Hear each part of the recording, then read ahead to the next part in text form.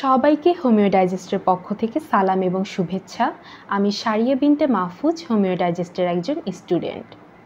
আজকে আমি ডিএচএমএস প্রথম বর্ষের পদার্থবিজ্ঞান সাবজেক্টের একটা কমন প্রশ্ন নিয়ে আলোচনা করব। প্রশ্নটি হলো, বিজ্ঞান কাকে বলে? আপনারা সকলেই জানেন বিজ্ঞান কাকে বলে। তবুও আমি যদি এটাকে সংজ্ঞায়িত করি, তাহলে বিশ্বের সব কিছু সুষ্ঠু সুনিরীক্ষিতভাবে বিশ্লেষণ, গবেষণা ও পর্যবেক্ষণ করার যে বিশেষ নীতি, তা হলো বিজ্ঞান।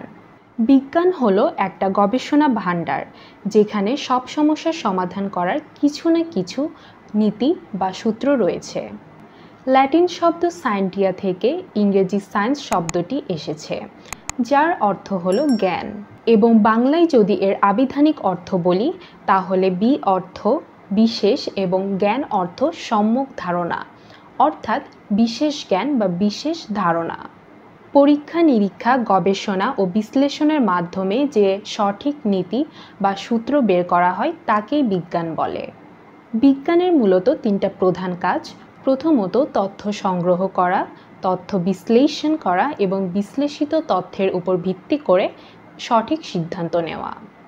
বিজ্ঞান হলো এমন একটা পদ্ধতিগত জ্ঞান যা পর্যবেক্ষণ, পরীক্ষা নিরীক্ষা, বিশ্লেষণের মাধ্যমে প্রকৃতির শক্তি, বস্তু এবং তাদের পারস্পরিক সম্পর্ক সম্পর্কে সত্য ও নিয়ম আবিষ্কার করে।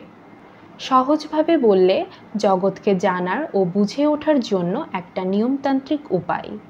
এছাড়াও আমাদের চারপাশে কিভাবে সব কিছু কাজ করে, তাও আমরা জানতে পারি বিজ্ঞানের মাধ্যমে। যেমন ধরুন, বৃষ্টি কেন হয়, সূর্য কেন আলো দেয়, গাছ কিভাবে খাদ্য তৈরি করে, মোবাইল ফোনের মাধ্যমে কিভাবে কথা আদান প্রদান হয়, ইত্যাদি নানা রকমের প্রশ্নের উত্তর আমরা বিজ্ঞানের মাধ্যমে পেয়ে থাকি। আশা করছি আজকের আলোচনা থেকে আপনারা বুঝতে পেরেছেন বিজ্ঞান কাকে বলে বা বিজ্ঞান কী। এরকম ডিএচএমএস-এর প্রতিটা সাবজেক্টে বিভিন্ন কমন প্রশ্নের উত্তর পেতে আমাদের পেজে চোখ রাখুন। সকলকে অসংখ্য ধন্যবাদ আমাদের সাথে থাকার জন্য। সকলে ভালো থাকুন, সুস্থ থাকুন এবং হোমিও ডাইজেস্টের সাথেই থাকুন। আল্লাহ হাফেজ।